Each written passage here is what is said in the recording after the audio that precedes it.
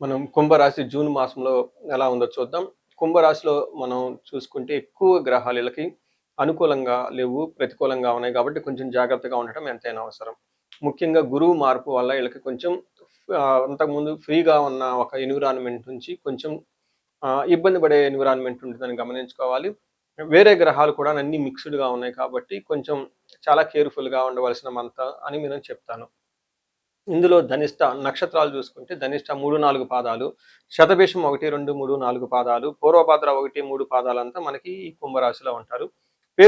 పేరు బలం బట్టి మనం చూసుకుంటే గు, గే, గో, సా, సి, సు, సో, ద అన్న లెటర్స్ అంతా కూడా ఈ కుంభరాశిలో ఉంటారని గమనించాలి. ముందుగా చెప్పుకునే విధంగా 5 గ్రహాలు మారటంతోటి గురువు అంత అనుకూలంగా ఉండరు. సూర్యుడు కూడా అనుకూలంగా ఉండరు. అయితే కుజుడు మాత్రం అనుకూలంగా ఉన్నారు. మిగతా 4 గ్రహాలు వీళ్ళకి వ్యతిరేకంగా ఉన్నాయి. ఆల్మోస్ట్ మీకు ఇప్పుడు మారుతున్న ఈ గోచారం ప్రకారం చాలా ఎక్కువ గ్రహాలు అంతా అనుకూలంగా లేవు కాబట్టి జాగ్రత్తగా ఉండవలసిన మాసం అని మనం తెలుసుకోవాలి. దీంట్లో లఘు గోచారం ప్రకారం 5వ స్థానంలో సూర్యుడు ఉండటం వల్ల మానసికంగా ఆందోళన ఎక్కువ ఉంటుంది. అలానే ధనలాభం ఉంటుంది. రియల్ ఎస్టేట్లో ఉన్న వాళ్ళకి బాగా కలిసి వస్తుందని చెప్పుకోవచ్చు. బుధుడు వల్ల భార్యకి లేదా భార్యాభర్తల మధ్య గొడవలు లేదంటే పిల్లలతో గొడవలు అయ్యే అవకాశం ఉంటుంది. 6వ స్థానంలో శుక్రుడు ఉండటంతో స్త్రీలతో గొడవలు లేదంటే అనుకోని విధంగా ఆటంకాలు వచ్చే అవకాశం ఉంటుందని తెలుసుకోవాలి. మనం ఒక్కొక్క గ్రహం చూసుకుంటూ ఉంటే సూర్యుడు వీళ్ళకి 5వ స్థానంలో ఉండటం వల్ల ఏం జరుగుతుంది అంటే సూర్యుడు 5వ స్థానంలో ఉంటే ఆలోచనలో స్థిరత్వం ఉండదు, చాలా కన్ఫ్యూజన్ ఉంటుంది, మానసిక ఒత్తిడి ఉంటుంది, అనవసరమైన వాటికి వృధా ఖర్చులు చేసి వృధాగా టైం స్పెండ్ చేస్తారు. కావాల్సిన దానికంటే ఎక్కువగా ఓవర్‌గా ఆల్కహాల్ తీసుకోవటం, గ్యాంబ్లింగ్ ఆడటం ఇలా చాలా ఎక్కువ పనులు చేసే అవకాశం కూడా ఉంటుంది.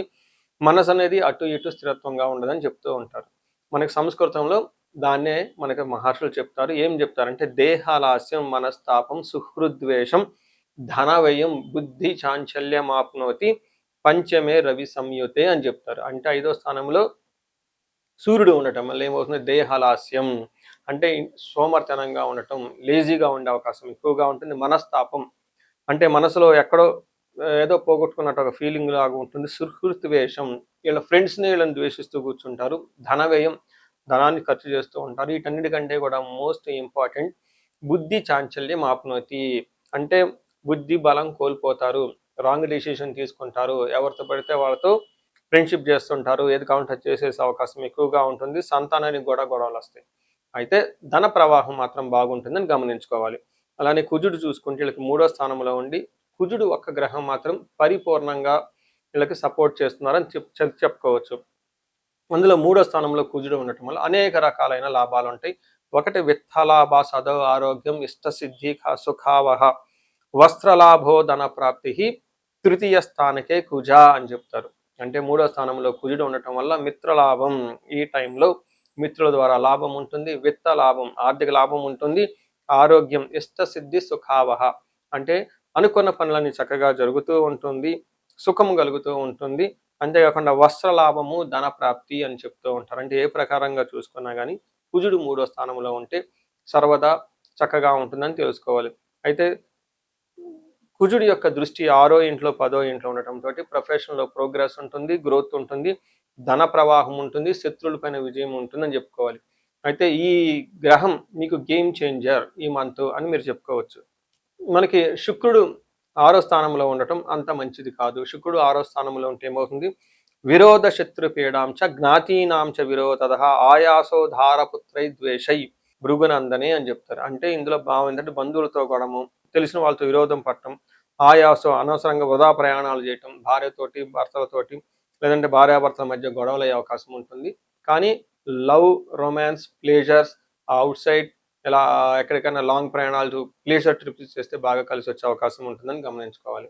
సో చూశారు కదండి, ఈ రాశి వాళ్ళు ఎక్కువగా కొంచెం ప్రతికూలంగా ఉంది కాబట్టి కొంచెం జాగ్రత్తగా ఎంతైనా ఉండటం చాలా ముఖ్యమని గమనించుకోవాలి. సో ముఖ్యమైన గ్రహాలన్నీ చూసుకున్నారు కాబట్టి ఈ రాశి వాళ్ళకి ఇంకొక ముఖ్యమైన ఇన్ఫర్మేషన్ కూడా నేను చెప్తాను. పరిహారాలు చూసుకుంటే వీళ్ళకి ఏలినాటి శని యొక్క ప్రభావం ఇంకా దాదాపు అయిపోవచ్చింది, కానీ ఆ ప్రభావం మీ మీద ఉండే అవకాశం ఉంటుంది. ఎవరైతే పరిహారాలు చేసుకోవాలనుకుంటారో అందులో ధనిష్ట నక్షత్రం చిదంబర క్షేత్రాన్ని దర్శించుకుంటే చాలా బాగా కలిసి వస్తుంది. తిరునల్లార్ ఇది పాండిచ్చేరి దగ్గర ఉంటుంది. ఇక్కడ శని శుభుడు. ఖచ్చితంగా ఈ రాశి వాళ్ళు కంపల్సరీ వెళ్ళి ఒక్కసారి అక్కడ శనికి తైలాభిషేకం చేయించుకోవటం, అక్కడ కొలను ఉంటుంది. ఆ కొలంలో స్నానం చేసి గణపతికి పూజ చేసుకొని అక్కడ ప్రొసీజర్ ఉంటుంది. అలానే అక్కడ శనికి తైలాభిషేకం చేస్తే చాలా బాగా కలిసొస్తుంది.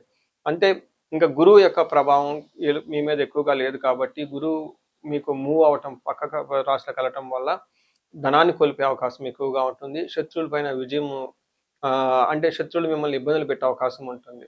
సో, ఈ రాశి వాళ్ళకి ఇంకా వీలైతే కుంభకోణ నవగ్రహ టెంపుల్ చుట్టం కూడా చాలా చాలా ముఖ్యమని నేను చెప్తాను.